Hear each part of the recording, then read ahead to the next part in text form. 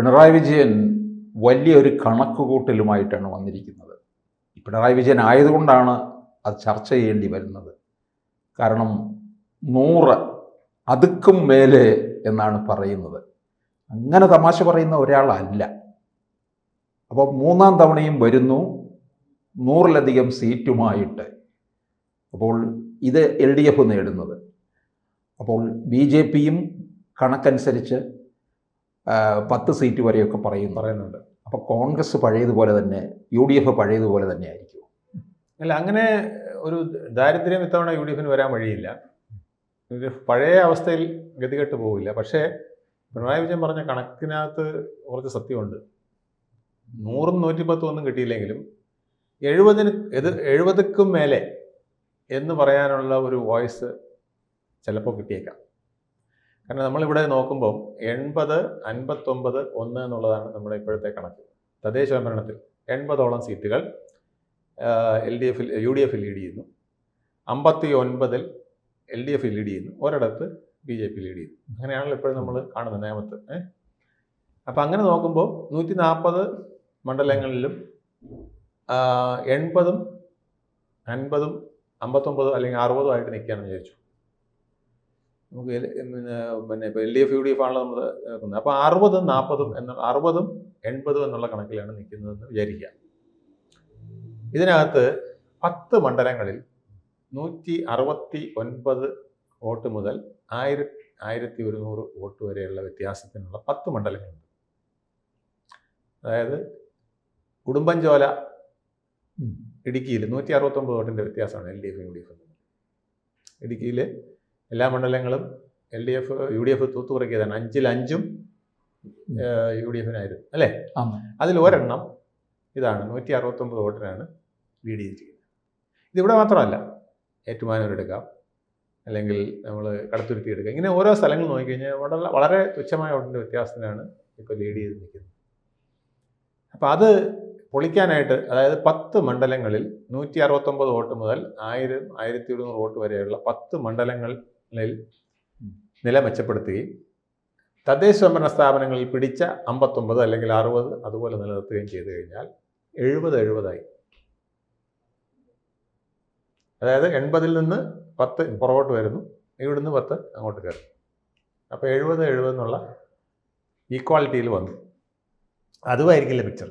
കാരണം 40 മണ്ഡലങ്ങളിൽ തദ്ദേശ സ്വയംഭരണ സ്ഥാപനങ്ങളിലെ പോലെ അല്ല ഇനിയിപ്പം തെരഞ്ഞെടുപ്പ് വരാൻ പോകുന്നത്. 40 മണ്ഡലങ്ങളിൽ A ക്ലാസ് മണ്ഡലങ്ങളായിട്ട് BJP ഉഗ്രൻ സ്ഥാനാർത്ഥികളെയൊക്കെ നിർത്തും.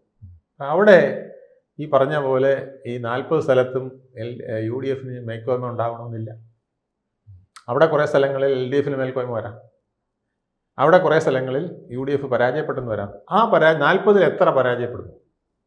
BJP പിടിക്കുന്നത് കഴിച്ച് ബാക്കി എത്ര പരാജയപ്പെടുന്നു? BJP 5 പിടിച്ചു, 10 പിടിച്ചു, അല്ലെങ്കിൽ 8 പിടിച്ചു. ബാക്കി വരുന്ന 30, 32 അല്ലെങ്കിൽ 35 ഇതിൽ എത്ര പിടിക്കുന്നു? LDF കൂടുതൽ പിടിക്കുന്നു, UDF കൂടുതൽ പിടിക്കുന്നു എന്നുള്ളത് നിർണായകമാണ്. അതാണ് അതുക്കും മേലെ എന്ന് പറഞ്ഞതിൻ്റെ കണക്ക്. ചിലപ്പോൾ കീഴ്മേൽ മറിയാൻ സാധ്യത കൂടുതലാണ്. അപ്പോൾ ഈ 40 മണ്ഡലങ്ങൾ നിർണായകമാണ്. സൂപ്പർ നിർണായകം. കാരണം കട്ടയ്ക്ക് ത്രികോണമാണ്. ആ ത്രികോണം 40 മണ്ഡലങ്ങൾ തദ്ദേശ സ്വയംഭരണ സ്ഥാപനങ്ങളിലെ വോട്ടിംഗ് രീതികളായിരിക്കില്ല. അവിടുത്തെ വോട്ടർമാരുടെ എയിം വേറെ ആയിരിക്കും. പോളിംഗ് ബൂത്തിലേക്ക് പോകുന്നവർ വേറൊരു ലക്ഷ്യം വെച്ചിട്ടായിരിക്കും. അവിടെ ശക്തനായ ഈ BJP സ്ഥാനാർത്ഥിക്ക് വോട്ട് ചെയ്യണോ, അതോ UDFൻ്റെ സ്ഥാനാർത്ഥിക്ക് വോട്ട് ചെയ്യണോ, അതോ CPMൻ്റെ സ്ഥാനാർത്ഥിക്ക് വോട്ട് ചെയ്യണോ എന്നുള്ള രീതിയിൽ ചിന്തിച്ചുകൊണ്ട് 1,50,000-ഓ 60,000-ഓ 70,000-ഓ ഉള്ള വോട്ടർമാർ പോകുമ്പോൾ അവിടെ സംഭവിക്കുന്നത് എന്താണ്? അത് വളരെ പ്രധാനപ്പെട്ടതാണ്. വേറൊന്ന്, തദ്ദേശ സ്വയംഭരണ സ്ഥാപനങ്ങളെ തിരഞ്ഞെടുപ്പും ഇതും തമ്മിൽ യാതൊരു സാമ്യവും ഇല്ല എന്നുള്ളതാണ്. അവിടെ പ്രാദേശികമായ വിഷയങ്ങൾ, പ്രാദേശിക നേതാക്കൾ, പ്രാദേശികമായ ചില കാര്യങ്ങളൊക്കെ വെച്ചിട്ടാണ് വന്നത്. പക്ഷേ ഭരണവിരുദ്ധ വികാരം വ്യക്തമായിട്ടുണ്ടെന്നുള്ളത് ഉറപ്പാണ്. കാരണം ഇല്ലെങ്കിൽ 80-ൽ പറ്റില്ല. LDFന് തന്നെയായിരുന്നു മേൽക്കോയ്മ കിട്ടേണ്ടത്. പക്ഷേ ഭരണവിരുദ്ധ വികാരം ഉണ്ട്. പക്ഷെ ആ ഭരണവിരുദ്ധ വികാരം രണ്ടായിട്ട് ചിതറിപ്പോകുമ്പോഴാണ് പ്രശ്നം. BJP കുറേ വോട്ടുകൾ പിടിക്കുന്നു, UDF കുറേ വോട്ടുകൾ പിടിക്കുന്നു. ഇത് എണ്ണം കൂടിക്കഴിഞ്ഞാൽ UDFന് പ്രശ്നമാണ്. അതാണ് അവർ നായർ ഈഴവായിക്ക് SNDP NSS ഐക്യത്തിന് ഭയന്നതാണ്. അത് വന്നാൽ പ്രശ്നമാണ്. ചിലപ്പോൾ ഈ ഇക്വേഷൻ പലയിടത്തും ആർക്ക് യു ഡി എഫിന് യു ഡി എഫിന് പ്രശ്നമാണ്. കാരണം ഇപ്പം 80 സീറ്റ് പിടിച്ചിരിക്കുന്നത് പലതിലും ഹിന്ദു അല്ലെങ്കിൽ ഭൂരിപക്ഷ വിഭാഗത്തിൻ്റെ വോട്ട് നല്ലപോലെ വന്നിട്ടുണ്ട്. ആ വോട്ടുകൾ വേറൊരു വിധത്തിൽ ചിന്തിപ്പിക്കാൻ പ്രേരിപ്പിക്കുന്ന വിധത്തിൽ നായർ ഇഴവ ഐക്യമൊക്കെ ഉണ്ടായിക്കൊണ്ട് വന്നാൽ ചിലപ്പോൾ അവിടെ ഇക്വേഷൻ തെറ്റും. അതുകൊണ്ടാണ് വെള്ളാപ്പള്ളിയെ കയറൂരി വിടാനായിട്ട് പിണറായി വിജയൻ തയ്യാറായത്. അല്ലെങ്കിൽ ഇത്രയും വലിയ സ്റ്റേറ്റ്മെൻറ്റുകളൊക്കെ അടിക്കുമ്പോൾ പിണറായി വിജയൻ ഒന്ന് അടങ്ങുന്നെങ്കിലും പറയുന്നില്ലേ? അത് പറഞ്ഞിട്ടില്ലല്ലോ. അതാ വഴിക്ക് നടന്നോട്ടെ എന്നുള്ള രീതിയിലാണ് പിണറായി ഉന്നം വെക്കുന്നത്. ഈ ജമാഅത്തെ ഇസ്ലാമി, PDP ഇവരുടെ കാര്യം പറഞ്ഞുകൊണ്ടാണ്. തീർച്ചയായിട്ടും അത് അദ്ദേഹത്തിന് കറക്റ്റായിട്ട് പൊളിറ്റിക്സ് അറിയാമല്ലോ. അദ്ദേഹത്തിന് അറിയാം കോൺഗ്രസ് ഈ ലീഗ് ഇല്ലെങ്കിൽ, ലീഗിൻ്റെ പിന്നിൽ നിൽക്കുന്ന മുസ്ലിം തീവ്ര സംഘടനകളും ഇല്ലെങ്കിൽ കോൺഗ്രസ് ഇല്ല, UDF ഇല്ല, പടപടാന്ന് പൊട്ടിക്കും കോൺഗ്രസിൻ്റെ സ്ഥാനാർത്ഥികൾ. പക്ഷേ ഇപ്പം അത്ര എളുപ്പമല്ല. ലീഗ് എന്ന ശക്തമായ പാർട്ടിക്ക് പുറമേ അതിൻ്റെ പിന്നിൽ വിഷലിപ്തമായ ചില ആൾക്കാരും കൂടെ ഉണ്ട്. അവർക്ക് സ്ട്രാറ്റജി ഉണ്ട്, അവർക്ക് മസിൽ പവറുണ്ട്, അവർക്ക് മണി പവറുണ്ട്, അവർക്ക് തന്ത്രങ്ങൾ. അവസാന നിമിഷം അവർ നിശബ്ദരാണ്, ആവശ്യമില്ലാതെ നിശബ്ദരായി നിൽക്കാൻ അവരിപ്പോൾ തയ്യാറായി. മുമ്പ് അങ്ങനെയല്ല, ബഹളം വയ്ക്കുമായിരുന്നു. അവർ നിശബ്ദരായിട്ട് നിന്നുകൊണ്ട് ഓരോന്നിനെയും കരുക്കൾ നീക്കി തകർക്കും. നായർ ഈഴ വായിക്കാൻ തകർത്ത ആരാണ്? കുഞ്ഞാലിക്കുട്ടിക്ക് പങ്കുണ്ട്. സംശയം കുഞ്ഞാലിക്കുട്ടിക്ക് പങ്കില്ലെങ്കിലും ലീഗിൻ്റെ പിന്നിൽ നിൽക്കുന്നവരുടെ പങ്കുണ്ട്. അത് ഞാൻ നേരത്തെ പറഞ്ഞല്ലോ, ലീഗ് വഴി, കോൺഗ്രസ് വഴി, NSSൻ്റെ ഡയറക്ടർ ബോർഡിലെ ചിലർ വഴി സുകുമാരൻ നായരിലേക്ക് എത്തിയിട്ടുണ്ട്. താക്കോൽ സ്ഥാനത്ത് നിൽക്കുന്ന കുറേ പേര് ഇവിടെ ഇരിക്കില്ലേ? അത് വെച്ചിട്ട് UDFൻ്റെ ഭരണം വന്ന് താങ്കൾ ഇത് മുതലാക്കുന്നതല്ലേ നല്ലത് എന്ന ചിന്താഗതി അവിടെ അദ്ദേഹത്തിന് അറിഞ്ഞുകൂടാഞ്ഞിട്ടല്ല, പക്ഷേ അദ്ദേഹത്തിനെ ഒന്ന് ബൂസ്റ്റ് ചെയ്ത് ഈ ചിന്താഗതിയിൽ തന്നെ പോകുന്നതല്ലേ നല്ലത്. പിണറായി വിജയൻ വന്ന് കുഴപ്പമുണ്ടാക്കി, നിങ്ങൾക്ക് അങ്ങേർക്ക് 1-ാം സ്ഥാനം, വെള്ളാപ്പള്ളിക്ക് 1-ാം സ്ഥാനം, നിങ്ങൾക്ക് 2-ാം സ്ഥാനം വന്നിട്ട് എന്ത് കാര്യം എന്ന് ചോദിക്കുന്ന അവസ്ഥ വന്നു.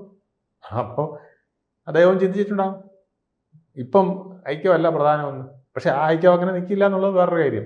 അണ്ടർഗ്രൗണ്ടിൽ നായർ ഈഴവ ഐക്യം ഏതാണ്ട് യാഥാർത്ഥ്യമായിട്ടുണ്ട്.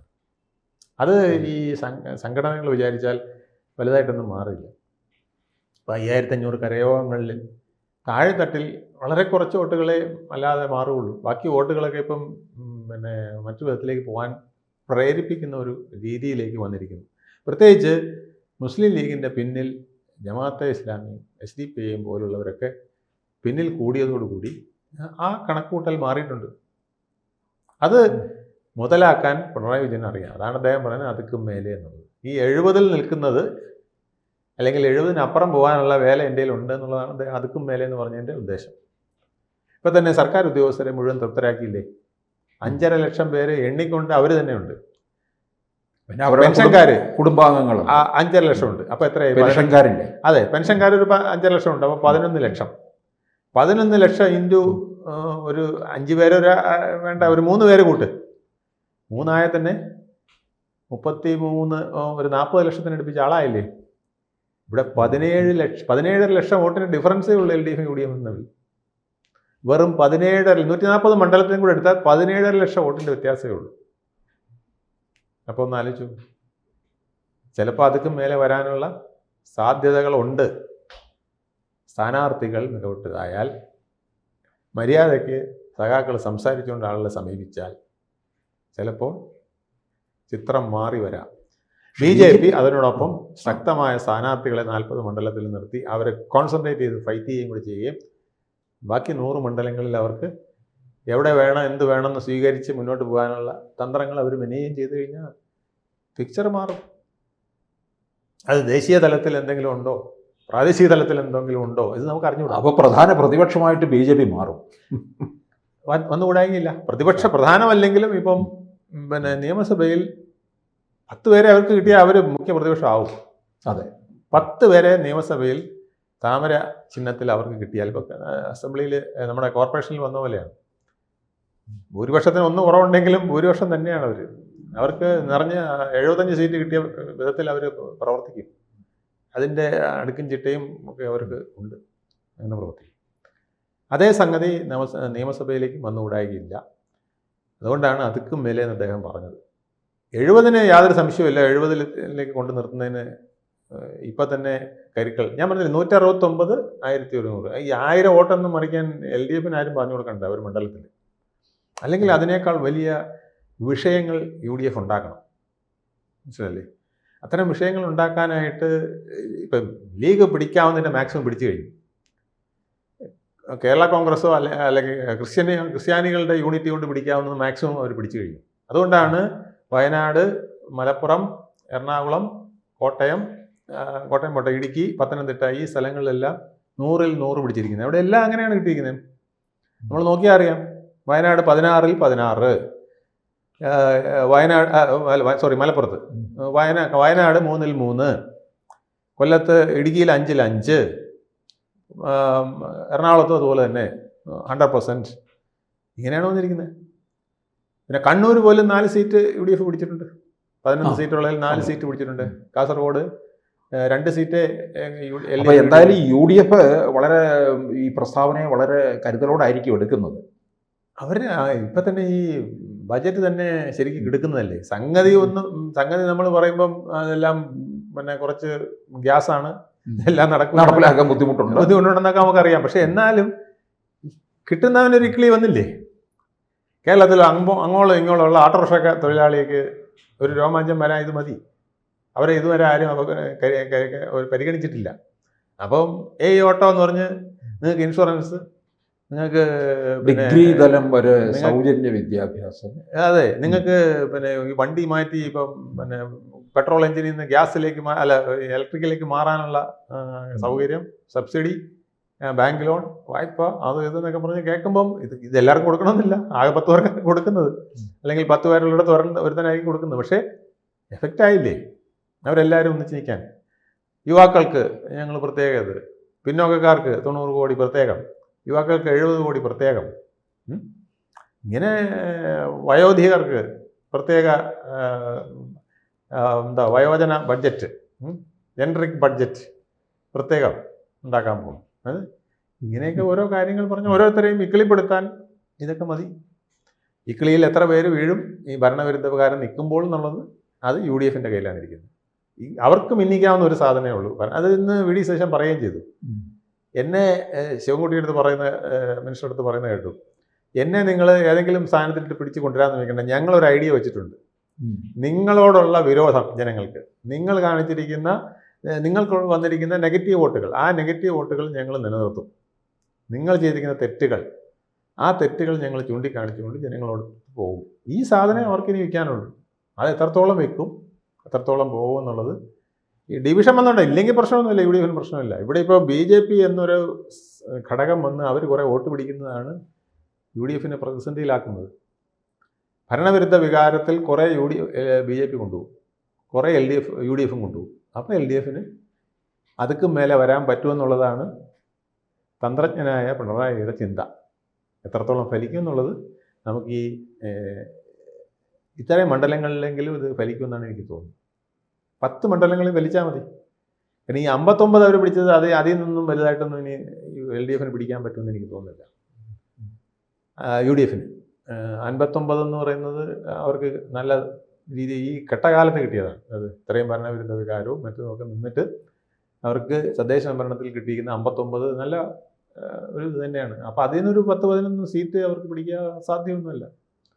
അതും ഈ ഞാൻ പറഞ്ഞ 169 മുതൽ 1000 വരെ, 1100 വരെ, 200 വരെയൊക്കെ വരുന്ന ഭൂരിപക്ഷമുള്ള സ്ഥലങ്ങളുണ്ട്. അത്തരത്തിലുള്ള 10-15 മണ്ഡലങ്ങളുണ്ട്. ആ മണ്ഡലങ്ങളും കൂടെ ഫോക്കസ് ചെയ്ത് കഴിഞ്ഞാൽ, അതൊക്കെ ഇപ്പം തന്നെ അദ്ദേഹം ഫോക്കസ് ചെയ്ത് കഴിഞ്ഞു. ഇതൊക്കെ കണക്കൂട്ടി എടുക്കാനൊക്കെ ഭയങ്കര തന്ത്രജ്ഞനാണ്. അതിനൊക്കെ രീതിയിൽ മീറ്റിംഗ് കൂടാനും, മീറ്റിംഗ് കൂടി ഓരോരുത്തരെ പ്രത്യേക ചുമതല ഏൽപ്പിക്കാനും. ഞാനിത് അദ്ദേഹത്തിൻ്റെ അടുത്ത് നിന്ന് ഈ പണി കണ്ടിട്ടുള്ളതുകൊണ്ട് ഞാൻ പറയുകയാണ്. മീറ്റിങ്ങുകൾ കണ്ടക്ട് ചെയ്യുമ്പോൾ ഞാൻ കണ്ടിട്ടുണ്ട്. ഓരോരുത്തരെയും ഓരോ ജോലി ഏൽപ്പിക്കുന്നതും ആ ജോലി കറക്റ്റ് ചെയ്തുവെന്ന് ഈ 11 മണ്ഡലത്തിൽ ദിവസവും അദ്ദേഹം മോണിറ്റർ ചെയ്യും ഈ ഏൽപ്പിക്കുന്നവരെ. അതാണ് അദ്ദേഹത്തിൻ്റെ ശൈലി. ബാക്കിയുള്ളിടത്തൊക്കെ അവിടുത്തെ സഖാക്കൾ നോക്കിക്കൊള്ളുമെന്ന് പറയും. ബാക്കി ജയിക്കാനുള്ള 11 മണ്ഡലം, അതായത് 71 കടക്കാനുള്ള 11 മണ്ഡലം ഞാൻ ദിവസവും രാവിലെയും വൈകിട്ടും ചോദിക്കുമെന്ന് പറയും. അത് നേരിട്ടായിരിക്കില്ല, അതിനിടയ്ക്ക് ഒരാൾ കാണും. ആ ആൾ വഴി ഫീഡ്ബാക്ക് കിട്ടിക്കൊണ്ടിരിക്കും അദ്ദേഹത്തിന്. അവിടെ ഇവിടെ ഇന്ന പ്രശ്നമുണ്ട്, അതിങ്ങനെ ചെയ്യുന്നു പറഞ്ഞ് അദ്ദേഹം പറഞ്ഞുകൊണ്ടിരിക്കും. അതിനൊക്കെ ഭയങ്കര മിടുക്കനാണ് അദ്ദേഹം. അതുകൊണ്ട് അതുക്കും മേലെ നമുക്ക് പെട്ടെന്ന് തള്ളിക്കളയാൻ പറ്റില്ല. അത് തള്ളിക്കളയണമെങ്കിൽ ഈ ഭരണവിരുദ്ധ വികാരം മുഴുവനായിട്ട് UDF ആളിക്കത്തിച്ച് തങ്ങളിലേക്ക് എത്തിക്കണം. കൂടുതൽ വാർത്തകളും വിശേഷങ്ങളും നിങ്ങളിലേക്ക് എത്താൻ ABC മലയാളം സബ്സ്ക്രൈബ് ചെയ്യുക, ബെൽ ബട്ടണും അമർത്തുക.